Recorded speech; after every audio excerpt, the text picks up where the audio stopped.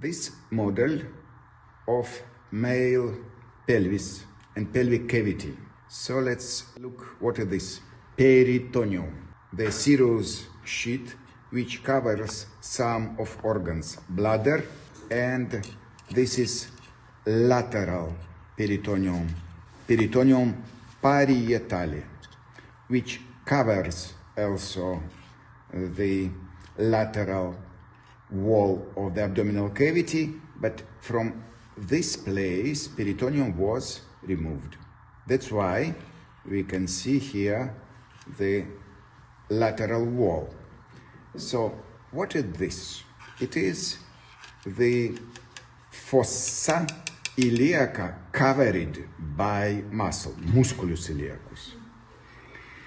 This is musculus psoas major, and we can distinguish the vertebra, fifth lumbar vertebra, and here it is arteria iliaca communis.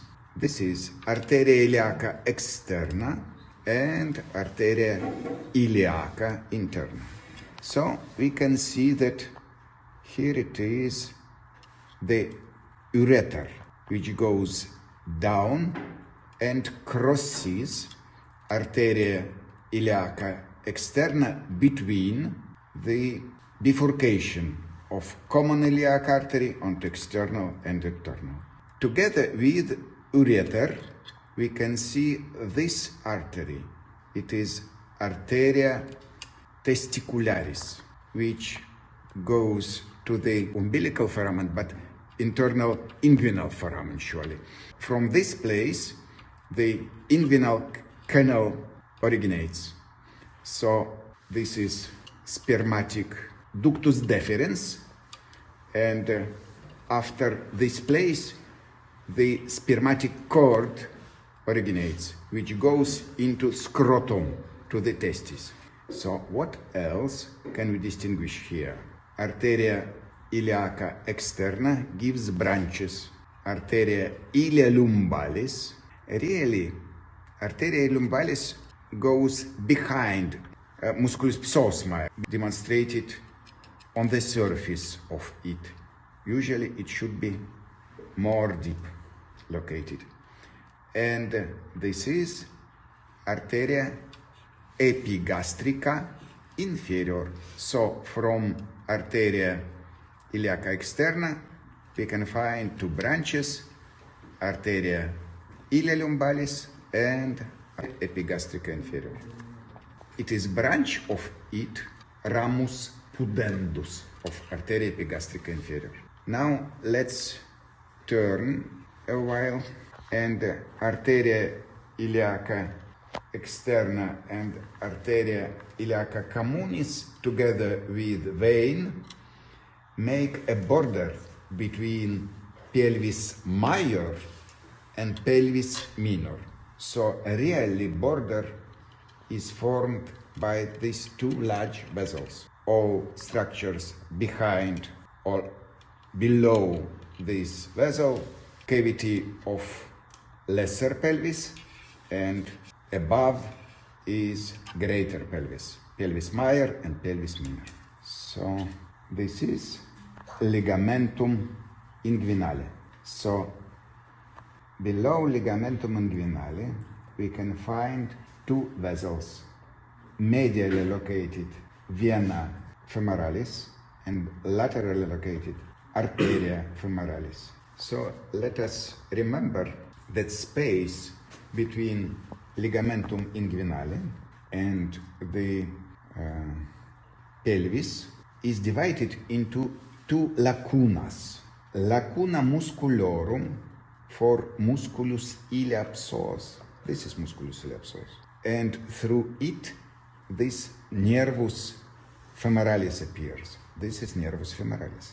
And lacuna vasorum, through which arteria femoralis and vena femoralis appears. From another side, here they are, arteria femoralis, more medially vena femoralis, and this is lacuna musculorum, through which musculus ilia psoas and nervus femoralis appears. This place medially to vena femoralis called annulus femoralis. This is potential place for the femoral hernias.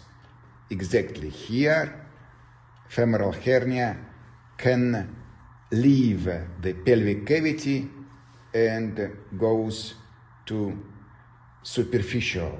And now again, let us turn. Here it is, musculus iliopsoas, lacuna musculorum, and this is musculus pectineus, which necessary to cut, for we can see this obturator canal through which arteria obturatoria, vena obturatoria, and nervus obturatorius appears. Now let's turn specimen this way. Here it is tuber ischiadicum from both sides and ligamentum sacrotuberale. Ligamentum sacrotuberale. More laterally, musculus piriformis, and from this side it was cutted. And according to musculus piriformis, we can find foramen suprapiriformis and foramen infrapiriformis. Through foramen suprapiriformis appears nervus gluteus superior, arteria glutea superior, and vena glutea superior. And through foramen infrapiriformis, three large bones appears. Large nervus ischiadicus. Then arteria, vena, and nerve gluteus inferior, and this one is arteria pudenda interna, which then goes behind ligamentum sacrotuberale and appears in this cavity. This cavity calls fossa ischiorectalis. Fossa ischiorectalis. This fossa ischiorectalis is quite deep space. It has two walls, medial wall, which is formed by musculus levator ani, those muscle which helps to make defecation, musculus levator ani, and it is part of the pelvic diaphragm. And the lateral wall of fossa ischiorectalis is musculus obturatorius externus. And now we can see that arteria pudenda interna, together with nervus pudendus internus and vena pudenda interna, they goes to medial wall of fossa ischiorectalis and have branching in the perineum, making some finishing arteries. Later we shall discuss them.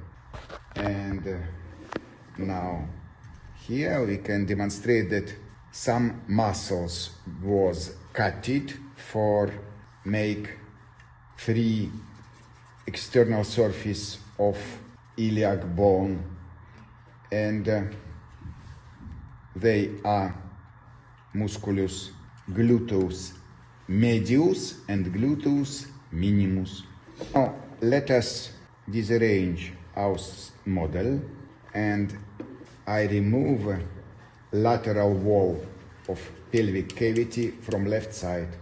So here it is the sacrum, the fossa iliaca of iliac bone, and these are musculus obturatorius internus, and here portion of musculus levator ani. So we can see the bundle of vessels and nerve, obturator bundle. So nervus obturatorius, arteria obturatoria, and vena obturatoria, they disappears in this point, and then we can we could found them in this place, but we can't because there is a testis here. It covers it, but from another side, here they are. This is obturator band. Nervus obturatorius, arteria obturatoria, and vena obturatoria. Now, on external surface of the testis, it is good ability to demonstrate that there is a muscle, musculus cremaster, which serves in newborn males for moving testes. But after 1 month, this ability disappears, and not only adult male, but even infants more than 2-3 months after birth can't move the testicles. First month, it was real to move the testicle from scrotum in direction to external inguinal canal. So external inguinal canal should be here. Okay, now let's make this point of view. So this is sacral plexus, which originates from foramina sacrale pelvina and make the main nerve, which should be nervus ischiadicus. From this place, it should appear on the external surface, and it is good seen from this side. Nervus ischiadicus, which appeared on the external surface, leaving foramen infrapiriforme. Piriform muscle, foramen infrapiriforme, nervus ischiadicus. Okay, and now let us look from this side.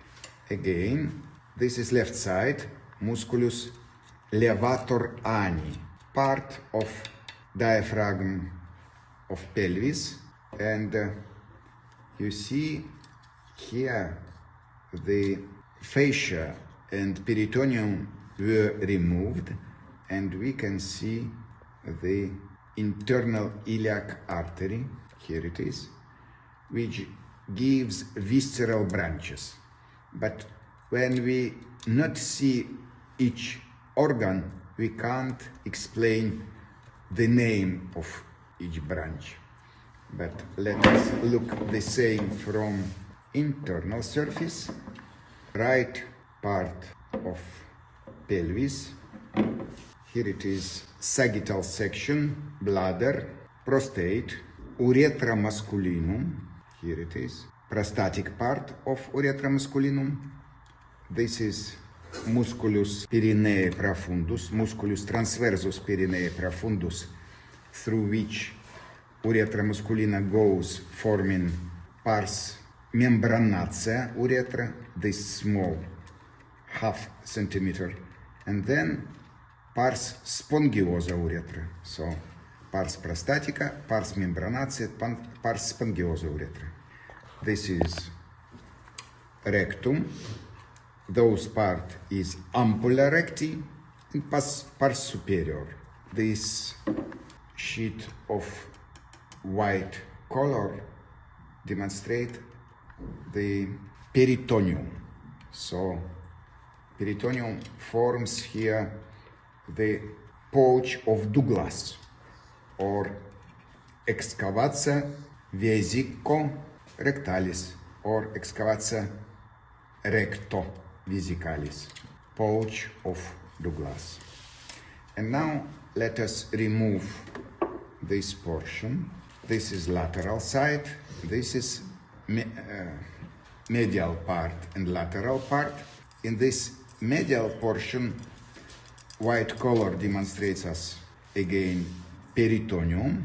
Here it is vesicula seminalis, and ductus deferens. We can distinguish here quite long vessels going to the middle portion of the rectum. So This is arteria rectalis media, and this is arteria rectalis inferior from another source, from arteria pudenda interna. So rectum has three different portions of vascularization. Most inferior is this one, arteria rectalis inferior, and arteria rectalis media, which make anastomosis in the middle part of rectum.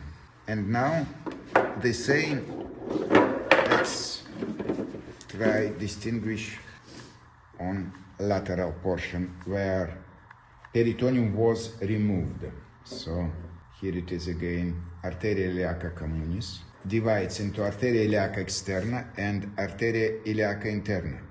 Between them, we can find ureter. Here it is, ureter. And arteria iliaca interna divides into anterior division and posterior division. Posterior division gives arteria ilia lumbalis, here it is, arteria ilia lumbalis, and arteria sacralis lateralis, here it is. And this one, arteria glutea superior. The branch of it we can find from opposite side. Arteria glutea superior goes through foramen suprapiriformis together with nerve and vein. Arteria glutea superior. This is anterior division of arteria iliaca interna. It gives arteria obturatoria. It gives arteria vesicalis media. It gives arteria pudenda interna together with arteria glutea inferior and the visceral branches, which has branches to rectum and bladder again. So if we turn this way, so it's again part of musculus levator ani, which goes to anal canal, make a part of diaphragm of pelvis.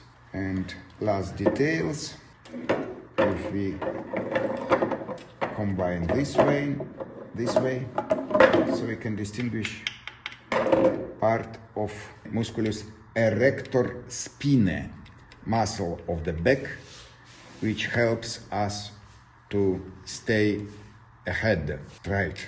So this is muscle of the back, erector spinae, the same like here, erector spinae. And from this part, we can distinguish three lateral muscles of the abdominal wall: musculus transversus abdominis, musculus obliquus abdominis internus, and obliquus abdominis externus.